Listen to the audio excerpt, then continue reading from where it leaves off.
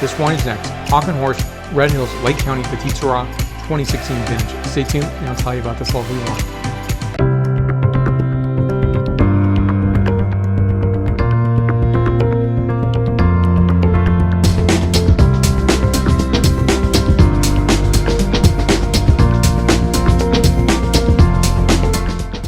A variety that I don't really care for the most part.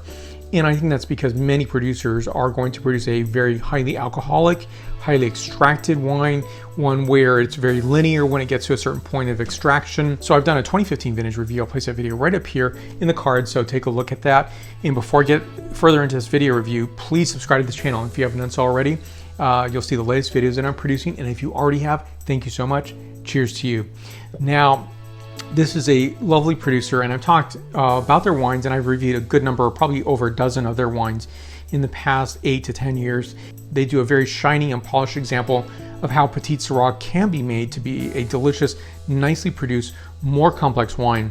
And I think that's the beauty of this wine here. So let me show you the bottle. And I like that it's Demeter Certified, so it's really in harmony with sound ecological practices. Back label for you to look at here. Point out is that this is a 13.9% ABV wine, which you don't see very often.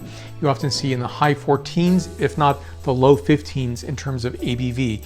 Now, I think that's a really nice choice, and I don't have any other vinification notes because I would definitely give that to you, but ultimately, I do trust the style in terms of it being something that's a lot more restrained. It's going to be a lot more easy to enjoy. It's having many more complexities than many, say, mass-marketed Petite Sirah wine. And if it's not even mass marketed, there's a style that I think a lot of producers dial into because their base is really expecting that.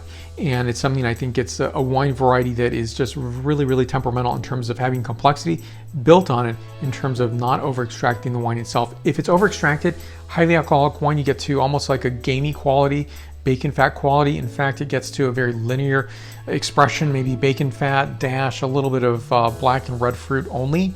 And I think that's a linear point that I do not enjoy about Petite Sirah. And so it can be also very highly, in the texture department, it can be overly done. It can be just too viscous. So to me, when I get to that point of, highly viscous wine, I'm thinking it's not wine, it's something else. Instead, this is a nice balance. So it has a nice, even the colorization tells me that this has a nice touch to it. So the ABV is 13.9%, $65 price point, very small case production of 220 cases in total.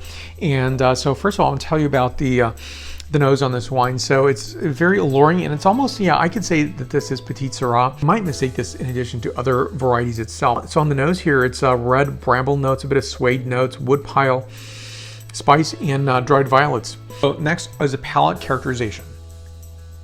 So this is more of a heavier bodied wine, though it's not that, say, I don't want to say classic Petite Sirah style, but it's not going to be that dense, viscous style that I don't care for. This is a lot more refined. It's lighter on the palate. The color is almost semi-vitreous, but still a very darker wine, so definitely characteristic of 100% Petite Sirah. It's also going to give characterization on the mouth of blackberry, bit of blueberry notes, pepper, thyme, and a hint of autumnal spices. This one is 94 points out of 100 points. I'd like to know your thoughts on Petite Sirah. Is it one that you enjoy? Is it one that you like? I did taste at a wine event last year, 2019. It was a rosé of Petite Sirah. And I would give accolades to that producer because that was one where I said, I don't like Petite Sirah, or I don't really care for Petite Sirah. And so this person really encouraged me to try it. I think they did a good job. Is it my favorite style of rosé? No, I will definitely go back to that. And I think ultimately Petite Sirah, I saw an article, I think it might have been SF Examiner or maybe SF Gate, and it was really talking about how maybe some producers are turning a corner, which I would agree with. There's a small handful of producers who have decided to take a different path for producing Petite Sirah. And I think that's a great way of thinking about this wine variety. And ultimately, I don't think this is going to be as popular as it was, say, 2 generations ago when there were about 24 to 27,000 acres. And it's probably, maybe half of that or a little bit more than half of that in production in California today. It is produced around the world. I think this wine is a fine wine. It really fits a bill, and I'm very satisfied with the expression of this Petite Sirah wine. Again, 94 points out of 100 points. Now, you'll find me on Facebook, Twitter, Instagram, LinkedIn, and WordPress.